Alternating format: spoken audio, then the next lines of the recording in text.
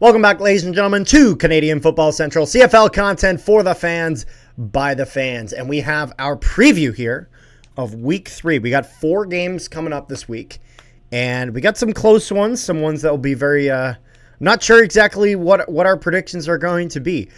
But so if you guys haven't already, make sure you guys like, share, and subscribe, so you get, and maybe even turn on that bell. You don't want to miss anything coming out of here.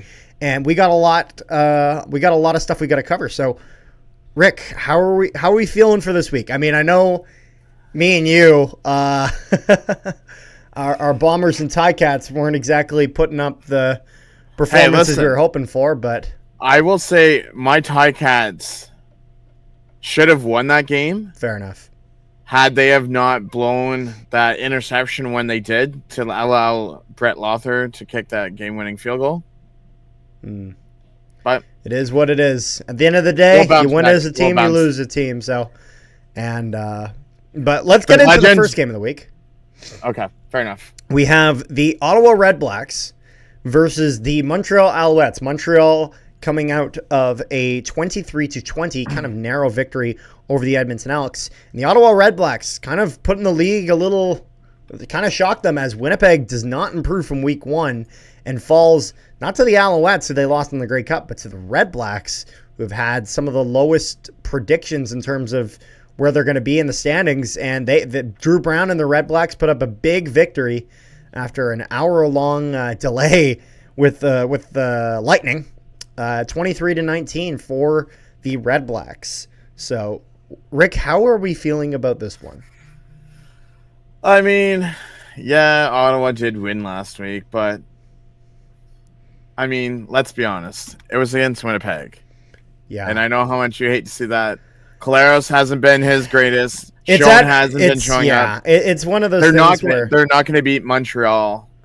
And that's the thing, is that we need to realize that this Montreal Alouettes team is at their best. They beat a Winnipeg team that was not at their best. Not saying that they didn't deserve to win. They absolutely deserved to win, and they earned that win.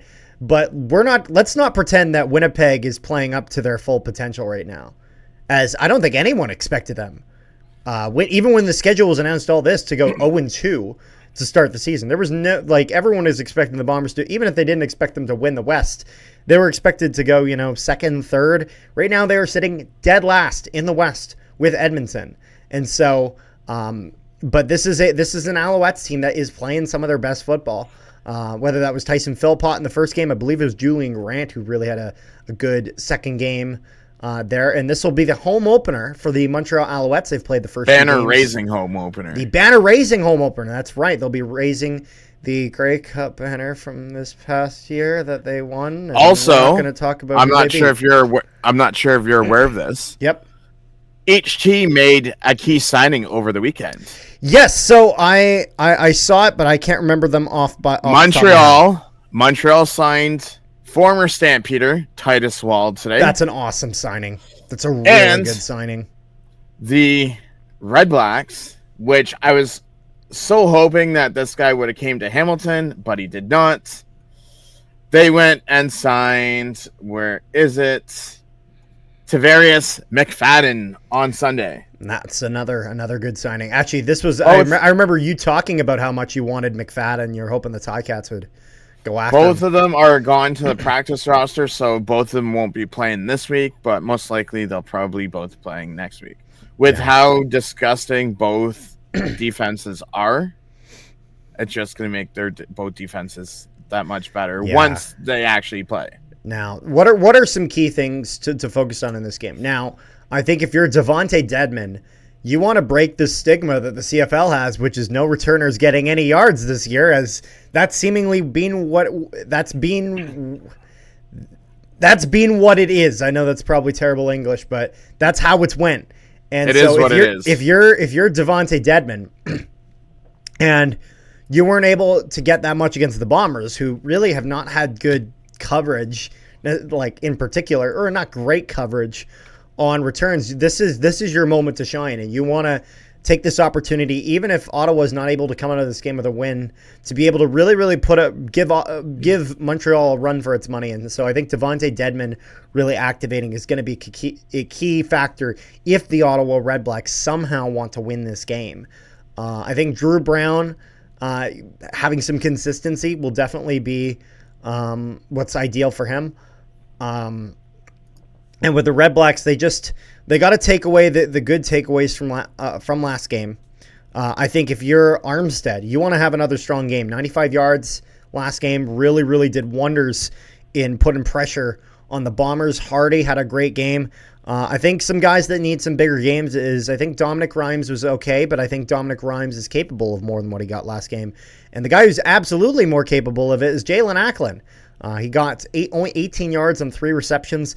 Jalen Acklin's one of those guys where when he is in the zone, when he is playing the game to his full potential, he can really put up some big numbers. And I just didn't quite see it last game. So if you're the Redblacks, I think having Jalen Acklin get going is ideal. They had a lot of rushing yards, even with Braylon Addison, who was able to get 31 on only 2 rushes. So using him there and being able to use him as that receiver that he is, consistent, reliable, will definitely be ideal for the Ottawa Redblacks. So here's the other thing is 2 things. Also, Fletcher for Montreal had 140 some odd all-purpose yards. Yep. Yeah, I think he got 82 yards rushing and around 61 passing, I believe. So most of last week's games, there was, except for 2, maybe Montreal and Ottawa. Yep. There wasn't much rushing, but then is the whole thing with the quarterbacks going to continue? Because if you look at a few games, there's only been like 2 or 3 games where quarterbacks are underthrown like 200 yards. Mostly every game, quarterbacks are throwing 300 plus yards. So it makes you wonder, is it going to be more of a pass run game or just a run game gets shut down and it's just a pass game? And because, if we're looking at Cody Fajardo and Drew Brown, I believe it was Drew Brown who got around 230 yards passing, and I think Fajardo had around 260 if I'm not mistaken. So in kind of that mid, around 250 mark for both of these guys. So very, very similar in terms of how much they're going to elect between that passing and running game. So if you're either team, establishing a firm run game is going to be really, really key to being able to come out on top. And if you're Ottawa, you were able to hold Winnipeg to only 2 points in the fourth quarter. You shut them out in the first quarter. And Ottawa did a really, really good job at establishing themselves as a threat to Winnipeg early in that game. And so I think if you're the Ottawa Redblacks, getting a hot start is going to be important. So anything you got there, Rick, before we get into the next one? Not really. We pretty much covered this game. Overall, if we're going to be doing our picks, my pick for this game is going to be the Montreal Alouettes. As much as I think the Ottawa Redblacks had a really, really good performance last week, and they might even have a really, really good performance this week, I just don't think they got quite enough to be able to get it done against the Alouettes. In my opinion, the Alouettes look too good as of right now. So I'm taking with Alouettes defense, I'm not even going near Ottawa. Because, last week, Alouettes defense only gave up 20 yards and then 12 the previous week. So for that, I'm going with Montreal. Nope, fair enough. And so that's how it'll go, or that's how we think it'll go on the Thursday game. For the Friday game, we got BC versus Winnipeg. BC coming off a pretty big victory in their home opener. 50 Cent was there, and actually one thing that I was happy to see is after 50 Cent made his appearance, our video talking about 50 Cent before it happened actually got a lot of views, so thank you to all who checked that out.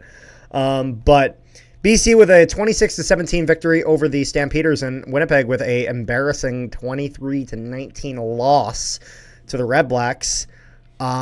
If you're Winnipeg, so a few key things for this game.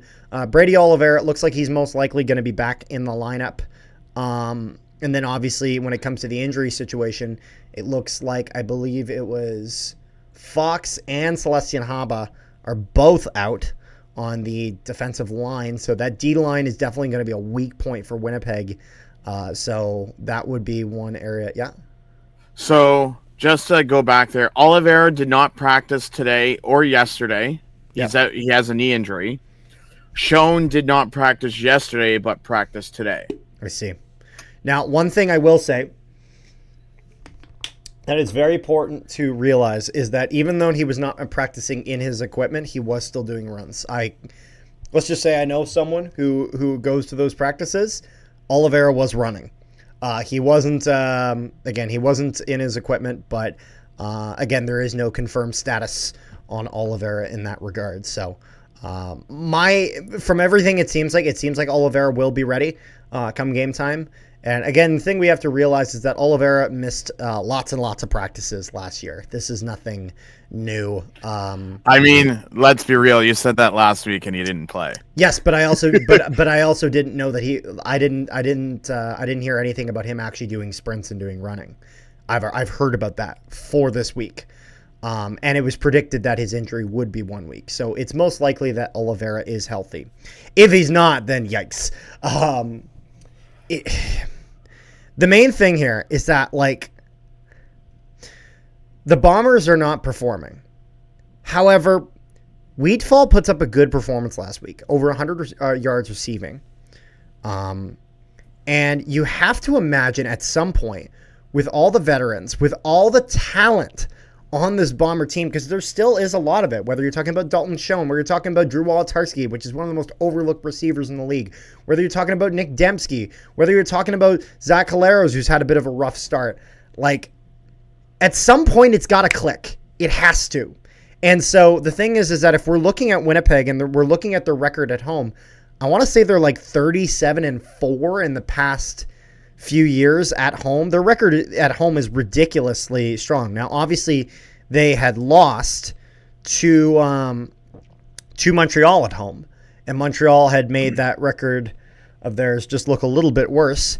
But I can't see Winnipeg screwing this up 3 weeks straight. I will say though, if they do, oh boy, we are in quite a bit of a pickle. So, if, for discussion's sake, if Bombers lose, as fans, do you go after Mike O'Shea, or do you go over after Buck Pierce? Buck Pierce. No, it's got to be Buck Pierce, because at the end of the day, the play calling rests on Pierce, and the question of the Bombers has never really been with O'Shea. I love O'Shea. O'Shea is awesome and all that sort of stuff. Buck Pierce is good. The thing about Buck Pierce, though, is you have to realize is that his play calling really isn't that special. It's really not.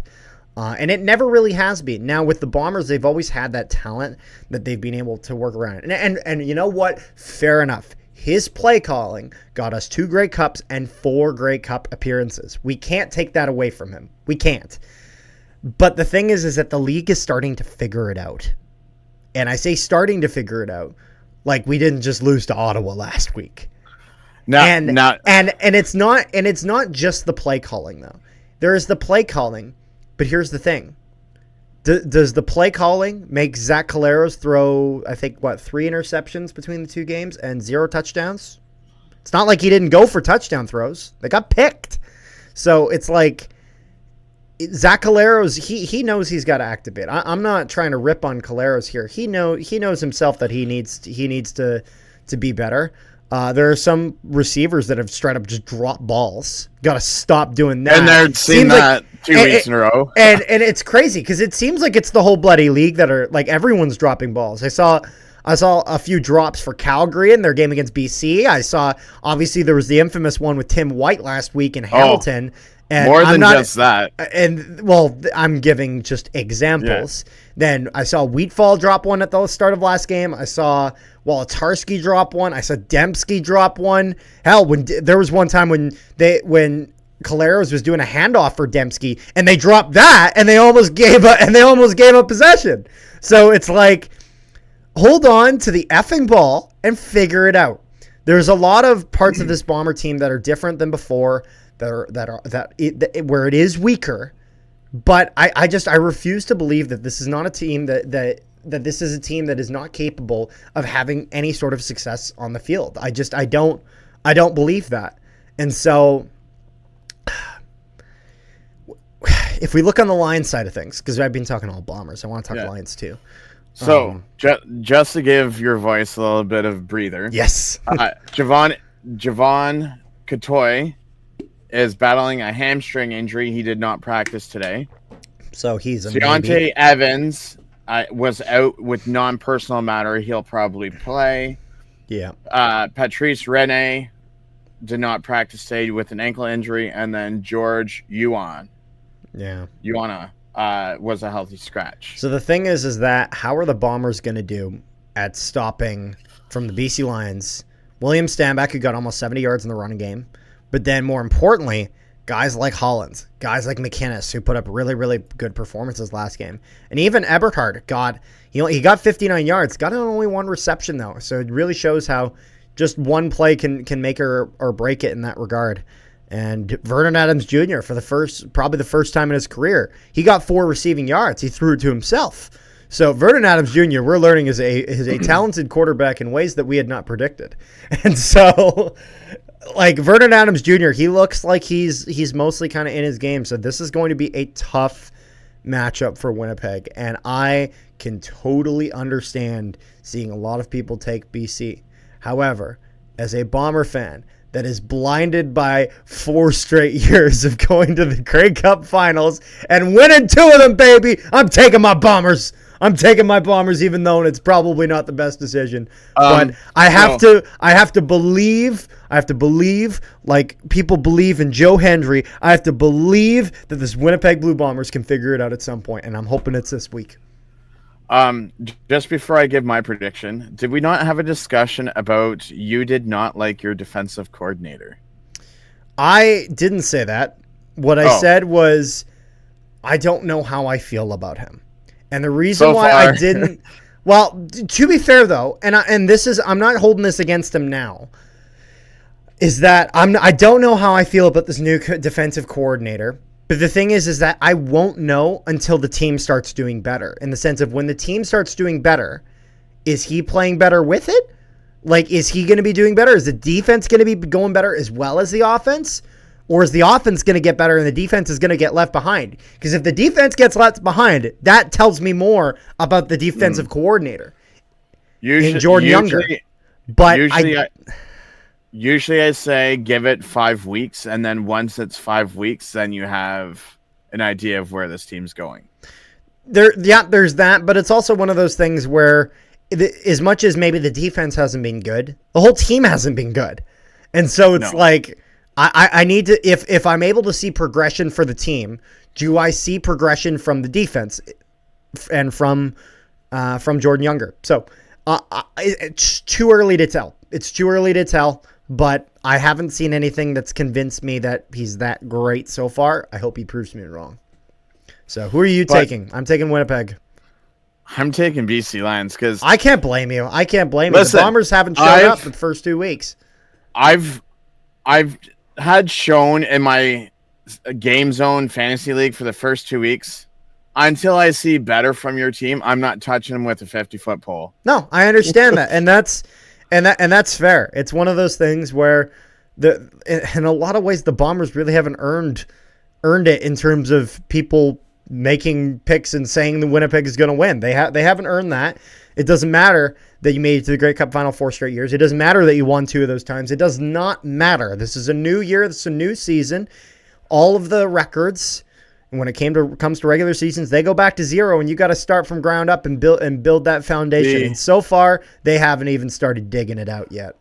The only scary thing that I will mention before we move on to the next game, because if I'm not mistaken, it goes record points and point differential. You guys are 9th with the worst point differential between Hamilton, Edmonton, and Winnipeg. Yeah, that checks out. We haven't played well. Played like crap. So here's to hoping that we play. There's no game. We're hoping that we play better. But let's get on to the Saturday game. We still got 2 games we got to cover here. And the Saturday game, Edmonton Elks versus the Toronto Argonauts. Toronto Argonauts coming off of a bye week into that. And they should be rejuvenated because Jared Brinkman got interviewed by Canadian Football Central. And you should check that out. So make sure you give it a like. So if that hasn't reinvigorated the team, I don't know what has. Because it should. It should. Jared Brinkman, seriously, thank you for coming on. We very, very much appreciate it. Also, don't forget, this is the return of the Edmonton Argonauts to Toronto. Ah, yes, the Edmonton Argonauts to Toronto.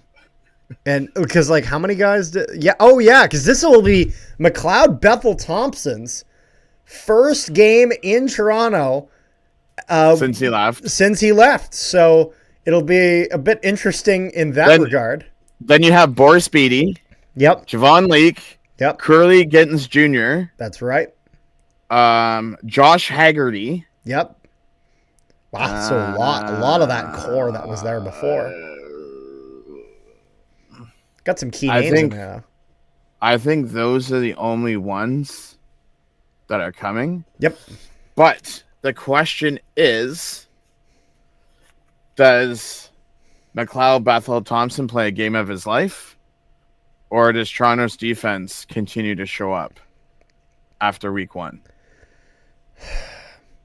My opinion, Toronto's defense. I really, as much as the Elks have a lot going for them in the offense department, they gave up too much defensively to the Alouettes. And even though they were able to keep that game close, and Boris Beatty was able to do well, this Argonauts defense has looked really, really good and really solid to start the year. And I think Cameron Dukes has kind of silenced a bit of the critics and kind of shown that in terms of his trajectory through this season, I don't think it'll be quite the numbers of Chad Kelly, but it looks like it'll be similar in the sense of that he played really, really well in the preseason, played really, really well in that first game. And so there's the potential for him to really kind of carry this momentum through the season. Now, how that does in playoffs, we found out last year that does not matter, as Chad Kelly lost all of that momentum come the start of the postseason for Toronto. But when it comes to Cameron Dukes, there's no signs as of right now that he's cracking. And I'll put it this way. There's really been no questions on if Dukes can get it done in terms of if we're just judging his performance. Those questions have existed for McLeod Bethel Thompson in Edmonton. I think actually we had this question during the live stream even, if I'm correct, of how we were feeling is the possibility of putting Trey Ford in. It's going to come down to – this game's going to come down to a number of things. So Devarius Daniels has not practiced this week. DeMonte Coxie has. Yep. So – it's going to come down to the quarterback, if McLeod Bethel Thompson can have a rebound game or not. If not, then Toronto's winning that stage. Yep. Kevin Brown versus Dageem Carey. Oh, Kadeem Carey. Yeah, I don't know why I said Dageem Carey. Kadeem Carey. Today, Junior. And then you figure, okay, you have 2 big receivers. Yep. At least 3 in Edmonton. You have that same in Toronto. It might even come down to kicking game between Larham and Boris Beatty. Well, the one thing I will say is that if you're Toronto, don't bring this down to a kicking game. Don't do it, because that's not where you're going to win this game. If you're the Argonauts, you're winning this game on defense, and you're going to win this game by preventing the Elks from getting into field goal range where Boris Beatty can work his magic. If the Elks are consistently able to get in field goal range, they will slowly tick up the score in their favor. And so it'll rely more on the Argonauts than at that point having to score touchdowns to constantly keep up with it. So, but in my opinion, Argonauts, they got a whole week of rest. Elks had a strong game against the Alouettes last week, but they're 0-2 to start the season. And Toronto just right now looks pretty good. So I'm taking the Toronto Argonauts in this game. If you think that I'm taking Edmonton Elks, you got to give your head a shake. I'm not going anywhere. I'm taking one of the, and I hate to say this, one of the best defenses in this league currently. Absolutely, no question.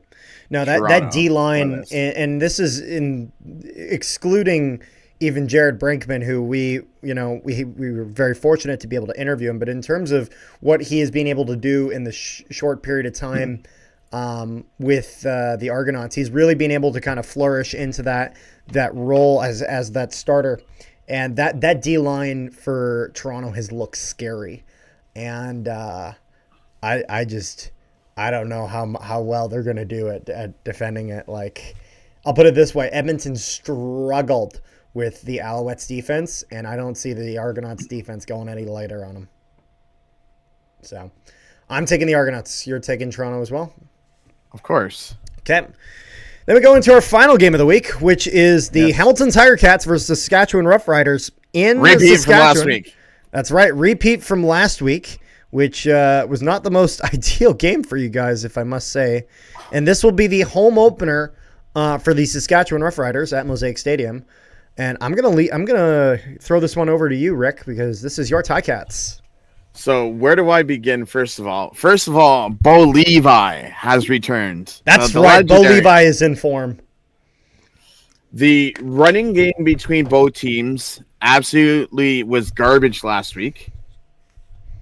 AJ only had like 32 yards. Butler only had like 27. So one of them has to work this week. Which one? I don't know. Yeah. And even like we talked about Bo Levi Mitchell, but we also need to talk about Trevor Harris. We're talking about 390 yards from Trevor Harris, 380 from Bo Levi Mitchell. Bo Levi Mitchell, though, having a better completion percentage than Trevor Harris. 3 touchdowns, 1 interception for Bo Levi Mitchell, 2 touchdowns, no interceptions for Trevor Harris. Both quarterbacks really showing that they can be completely deadly towards the other.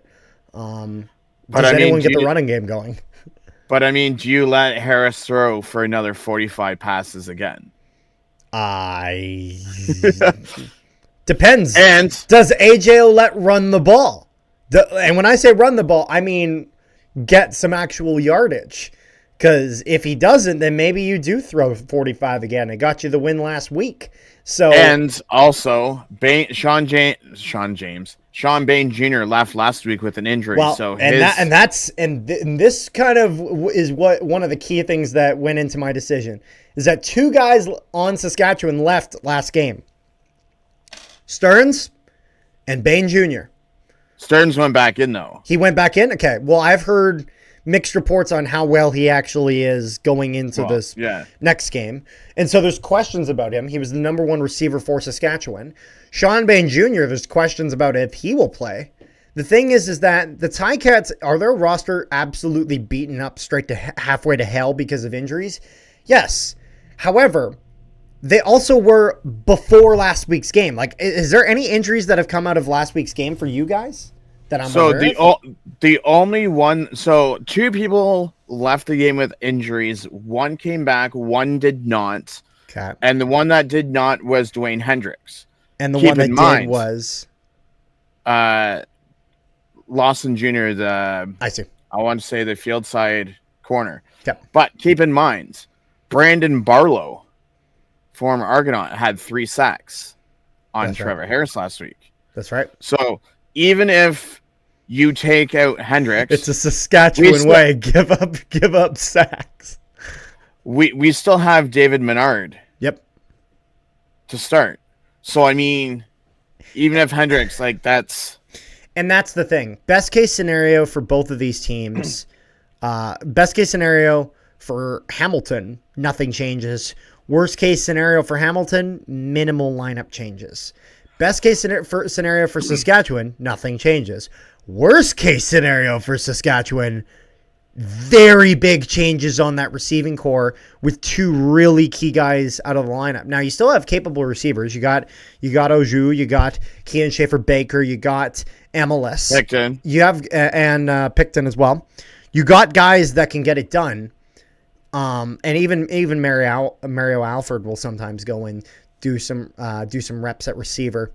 But Stearns and Bain Jr. were kind of the two guys that got you through first your game in week 1 and then your game in week 2 and have got you to that 2-0 record.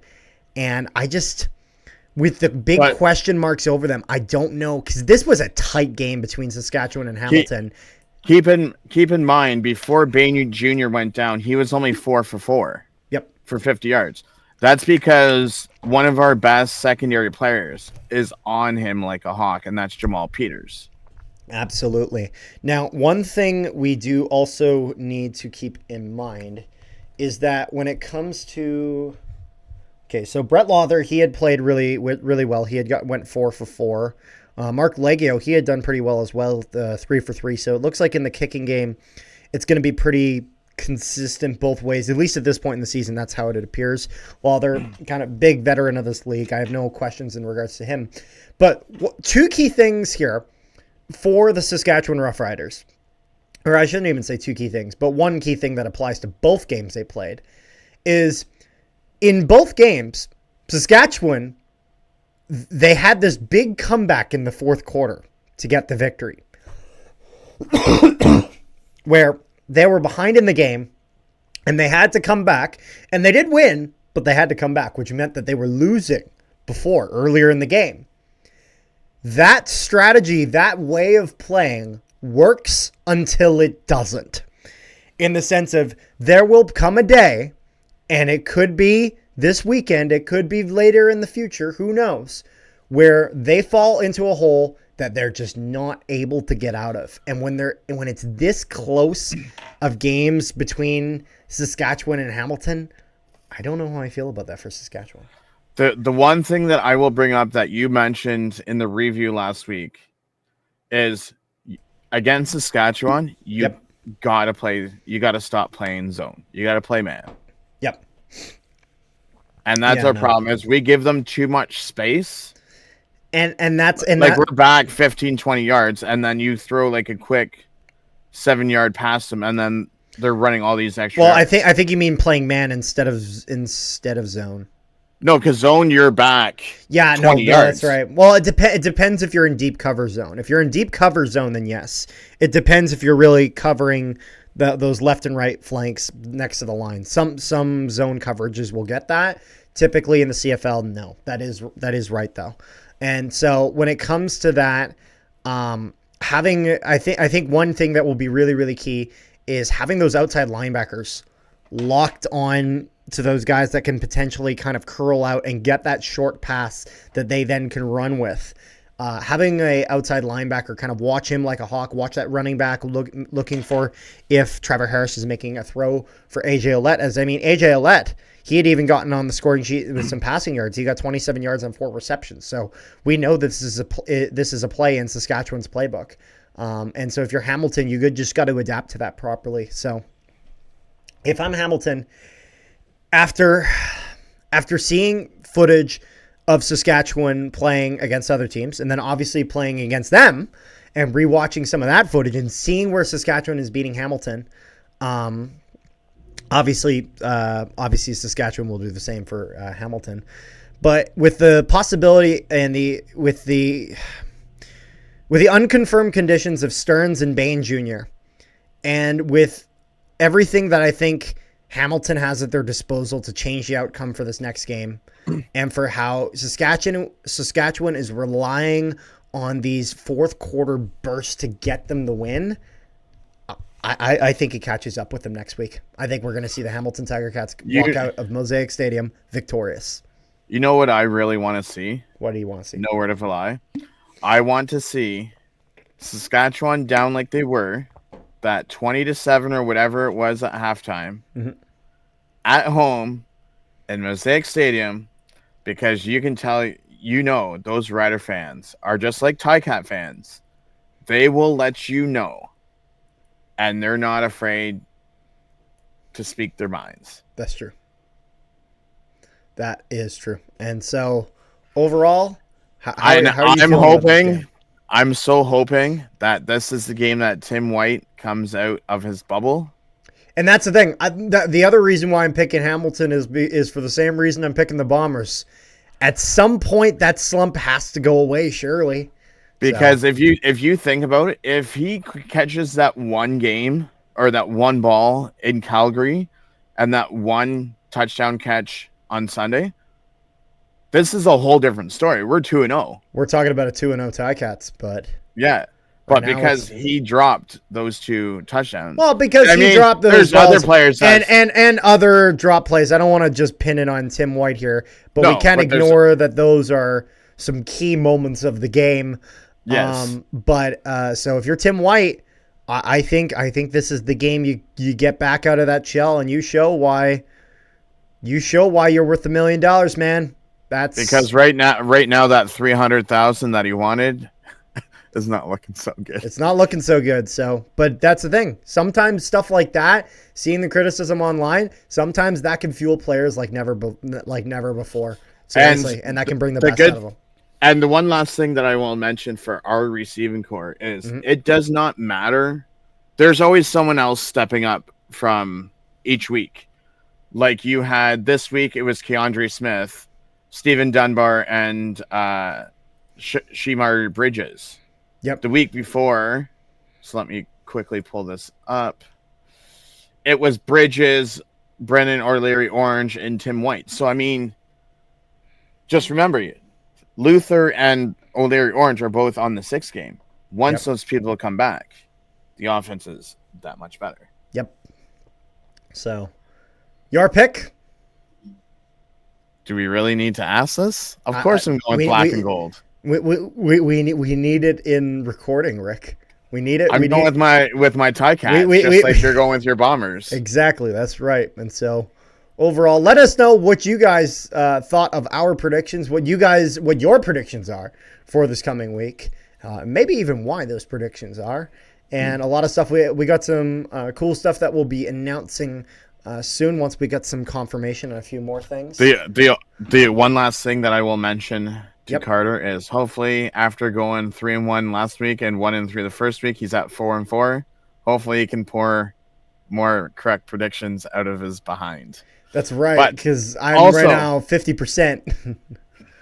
Also remember, tomorrow this will be up on YouTube, and at some point tomorrow this will be on Spotify. And if you're listening on Spotify, give us 5 stars. We got 1 5-star review so far. If we could get more, that would be awesome. So if you could do that, please and thank you. And if you're on YouTube, like, share, and subscribe. All that stuff. And so I think that's all we got. Thank you guys so much for watching, and we will see you guys next time.